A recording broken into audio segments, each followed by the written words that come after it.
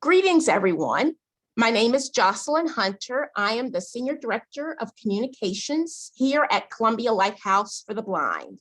Welcome back and welcome to all of you, if you're here for the first time, to our new digital series called Where Are We Now? I will serve as your moderator again today, and we introduced this series 6 months ago. And we are happy to reconnect virtually once again to bring you all up to date on what we have been doing successfully these past 6 months. And with me today is our President and CEO, Tony Cancelosi, as well as one of our CLB consumers, Alice Lanier. To get us started, Tony, over the past 6 months, Columbia Lighthouse for the Blind again has made tremendous strides and growth.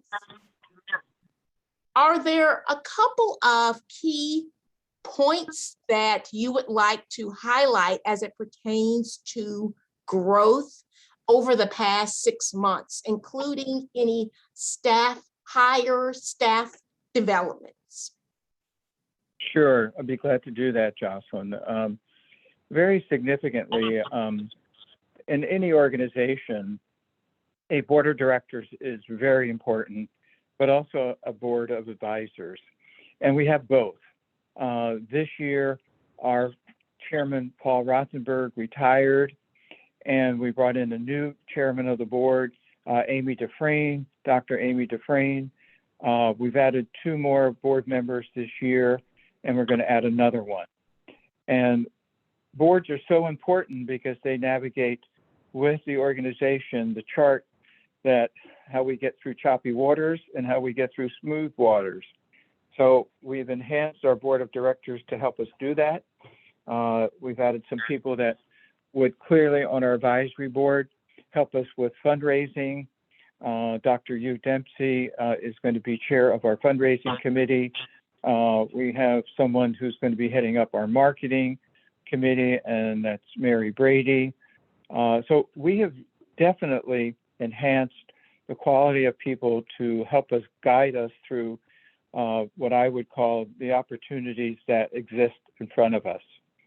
The other part of that also is that we've enhanced through our own staff to bring on some new people. We have a new HR director, Ruben Lopez, that comes with lots and lots of experience and credentials and certifications.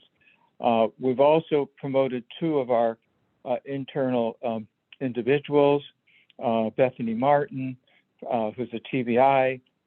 She is now an associate director. We've elevated Annie Presley, who has handled our FAB program, and she is now associate director. Now, why are we doing this? I mean, it's important for our people to know that Columbia Lighthouse recognizes their achievements and their ability to support our community of people who are visually impaired and blind and deafblind, because they need the best for us to serve. We've also enhanced our clinic. We've opened up our van. It's in the field right now. We just did 25 children about a week ago or 2 weeks ago. So basically, we've never closed our doors. We've maximized and utilized technology. And we're also actually in the schools teaching live. More importantly, all of our employees have been vaccinated. And so we are very cautious about the COVID and what are the requirements for us to be in the community. Definitely, we have a safety officer, and we are following all the guidelines to be safe, but also safe for our consumers. So it's really important to stay current on all the things that are happening in the District of Columbia, in Montgomery County, in Prince George's County, and Fairfax County.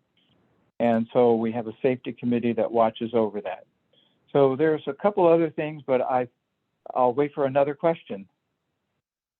Thank you, Tony. That is a very thorough overview of the significant progress that our team and our leadership has made over the course of the past 6 months. So thank you all to the staff, to our board, to our advisory board, to our consumers and the community at large for your continued support of CLB and the mission that we deliver daily. As you mentioned, Tony, the mobile eye care unit has certainly been very productive since it got back out on the road this spring in May. And I've recently received some really strong data from our team of individuals who lead the mobile eye care unit. Since our last gathering virtually of Where Are We Now in May, the mobile eye care unit has provided 281 diabetic retinopathy screenings. That's incredible. And these screenings were done specifically for clinics serving patients with diabetes. And as you may know, diabetes, specifically diabetic retinopathy, is the leading cause of blindness among working age adults. Our mobile unit additionally participated in 2 outreach back to school programs this summer, getting our students ready to return to school, and provided 13 eye exams and delivered 12 eyeglasses so that those students could be productive and effective in their in-person learning. Additionally, the Low Vision Clinic, which is housed in our downtown Silver Spring, Maryland office location, has reopened to the community. The Low Vision Clinic has completed 39 eye exams that resulted in several CLB, Columbia Lighthouse for the Blind, referrals to our rehabilitation services department. So that is a strong example of how our programs are interconnected and very comprehensive in an effort to serve the whole person, as coined by the late Vicki Hamilton. And Tony, as we are assessing and rejoicing at the productivity of the mobile eye care unit, the Low Vision Clinic, as we look ahead to 2022, do you foresee any additional growth with the mobile eye care unit and that delivery of services? I do. I think as things evolve within the counties of the accessibility that we need in order to meet the requirements of the pandemic, of what restrictions there are and so forth. I think as people get the booster shots and people get more vaccinated, things will open up even more, and that will increase the volume of services that we can provide. Right. And we do certainly look forward to our continued work with our partners to achieve these goals. Partners including HIF, Healthcare Initiative Foundation, headquartered there in Montgomery County, Maryland. We look forward to expanding our reach in partnership with Providence Urgent Care and Extension. So we are hopeful for the coming months, especially the new year 2022. And Tony, again, thank you so much for your time today. And as we progress through the program, I want to ask one question of you. You know, we're looking ahead 13 days, you know, we have Black Friday, we have Small Business Saturday, we have Cyber Monday, and then Tuesday is the finale. We have Giving Tuesday. And how can our listeners get engaged even more with Giving Tuesday? Well, I think that the most important part on Giving Tuesday is for people to recognize that there are more people to be served as the aging population is occurring, and there's more individuals with diabetic retinopathy, there's more people with macular degeneration, glaucoma. So our thrust here is that we have to expand and hire more people. By raising more money, we're going to be able to recruit more people to serve more and be more effective. So Giving Tuesday gives us an opportunity for people to recognize what we do, how we do it, and from their standpoint is make an investment in Columbia Lighthouse. And that is more than a donation, it's an investment. And that investment is for us to enhance our services through the investment that people make in us. Thank you, Tony. And we thank you all in advance for your thoughtful consideration and support of CLB on Giving Tuesday, which again is Tuesday, November 30th of this year, 2021. And as Tony mentioned, we were able to promote staff throughout this year.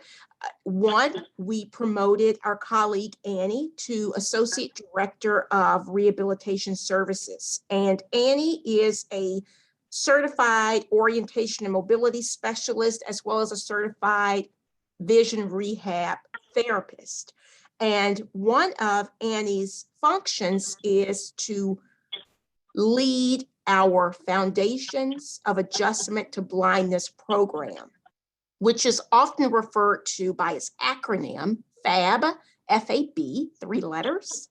And another significant point of note is that this summer, we relocated our FAB space into a transformed area of our Silver Spring, Maryland office.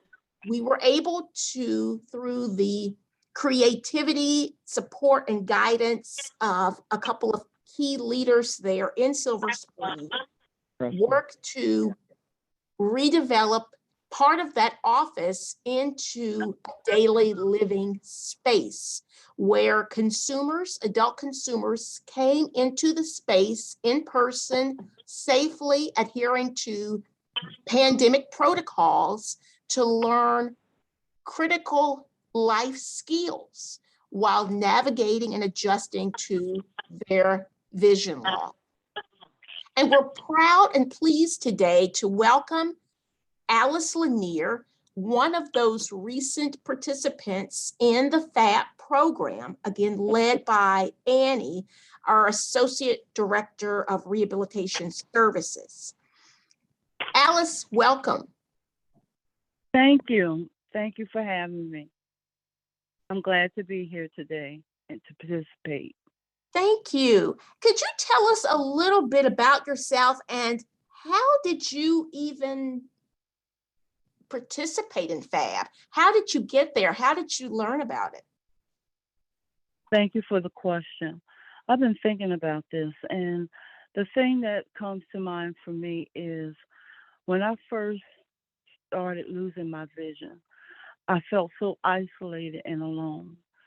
The stages of depression, grief, anger, and having no one to talk to about it. The thing I used to say to my friends when they would ask me how I was doing is, you have no idea. You have no idea what I'm going through. And that same sentiment can be used when it comes to me being able to participate in the program, Independent Living. I had no idea how beneficial this program would be to me. And it was such a blessing that I was able to get connected through the Department of Rehabilitation Services and be chosen to participate in this program. Um, Annie Presley was fabulous. I cannot begin to tell you how much I appreciated her knowledge and her support throughout the whole week that I was there. I wished I could have stayed longer. I felt as though there was more to learn than what was introduced to me. And I believe it was because it was a limited amount of time. We only had 4 hours, 5 days a week. It was between the hours of 10 and 2. And that's a lot to cram in. At times I felt a little overwhelmed, but I could not have. I get goosebumps thinking about it. To think that for 2 years I sat in this room wanting help, knowing that there was a community of folks out there like me, and it wasn't necessary to reinvent the wheel to get help. I knew there was help out there. I just couldn't tap into it. And when I was finally able to get a seat at the table at the Columbia Lighthouse for the Blind with Annie Presley, the beginning of my life started all over again. I'm going to wait for you to ask questions because I'll keep rambling. Alice, what a testimony you have shared. You What know has what? your I'm gonna tell life you. been like since you successfully graduated from FAB? What have you been up to? Oh my gosh. You know what? I am happy. I am elated. I am happy. I'm truly happy about the possibilities that lie ahead of me. And I can thank Annie Presley and the Lighthouse of the Blind for giving me that confidence. The thing that was the most profound thing that Annie Presley said to me was, "Your hands are now your eyes." No one had ever said that to me before. And the things that she introduced to us was so beneficial for me because I am currently using those techniques in my own home. I'll give you an example. Prior to me going to the program, I was of little help to my family because I was still feeling sorry for myself. After the program, I have a walk-in shower, and I decided, you know what? I'm going to start cleaning the shower using the techniques that Annie taught us, and it works. I went downstairs, washed the dishes, so I wash the dishes now. Um, if I drop something on the floor, I actually can use the techniques that Annie taught me to try to locate the item. Um, she introduced a lot of products and things that were I found extremely useful that I've ordered and I'm using today. Um, how to count my money, things that you take for granted, sighted people have no clue about when it comes to money. How to identify the differences in the coins and the bills, how to fold them, introduction to Braille. I'm now currently learning Braille twice a week, and I am on the letter M. I'm on the letter M now. Um, what else? My son told me, he said, "Mom, you don't get a refrigerator in your room now. You're going to use the steps and keep moving. You can come downstairs and get your water. You don't need a refrigerator up here. So, so my family's been encouraged by my progress as well. Um, I, you know, there's just so much that I have to be thankful for, and I can say for sure, uh, at the beginning of the year, again, that you have no idea what it's like.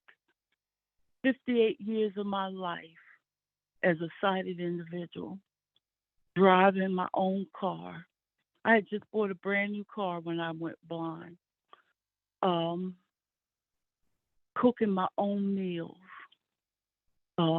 watching my 17-year-old son grow up. Today, I don't even know if he has hair on his face. But you know what? I am more hopeful for that he's going to be able to see me become more independent, because I want him to have the option next year when he graduates from high school to leave home and know he doesn't have to worry about his mother, because I'm going to become more and more independent. And I plan on using more of the services being offered through the Lighthouse of the Blind. So if you want to ask me another question. Alice, congratulations. That is tremendous. We are so happy that you are on your track and you are continuing to accomplish great things. We are elated to hear about your family support. Yes, I am truly blessed. I'm telling you, um, the staff at the Lighthouse were wonderful. I mean, extremely professional. Um,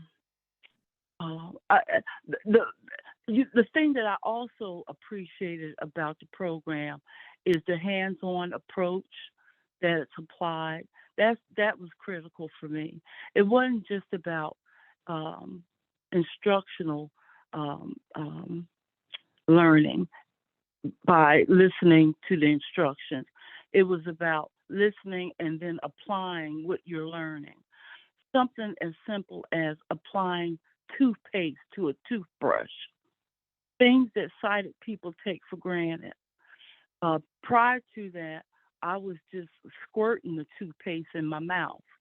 But now, because of Annie, I am able to apply the toothpaste on my toothbrush like a sighted person, or like I used to before I became blind. So, I mean, something as simple as that. Um, it's amazing. It's amazing how to label your food, labeling your clothing, so that you can dress yourself, organizing your closet, so that you can find items to wear. You know, blind people want to look nice too. How we present ourselves to the world, and knowing how to be organized is critical when it comes to our parents and how we come across to others. Alice, those are some helpful examples to our listeners. And folks, if you are listening today and you want to gain this knowledge, this resource that Alice has been so powerfully communicating, please give us a call or visit our website, clb.org. Give us a call at 202-454-6400, and our team can get you connected. Again, we're at clb.org, and we're reachable by phone at 202-454-6400. Alice, we thank you so much for sharing your story with us. We appreciate Annie and the entire team for their their work, their diligence, their hospitality in welcoming you and your peers to participate there in Silver Spring for the FAB, Foundations of Adjustment to Blindness program. Well, thank you so much, Ms. Hunter. I really appreciate you listening to me. It makes me feel good to know that my experience may be beneficial to helping others decide to use the program. And as we conclude our time together on this Where Are We Now digital series, I would like to thank Tony Cancelosi, our president and CEO. Again, thank you, Alice, for joining us today. Special thanks to our colleague Rahel, our program assistant, for coordinating our logistics today. Special thanks to our digital team at Think Nimble for creating the branding around our name of Where Are We Now? And we value your support, community and listeners. We thank you so much for your continued contributions to Columbia Lighthouse for the Blind. And again, remember, you can stay connected by visiting clb.org. We wish you a very happy and safe holiday season.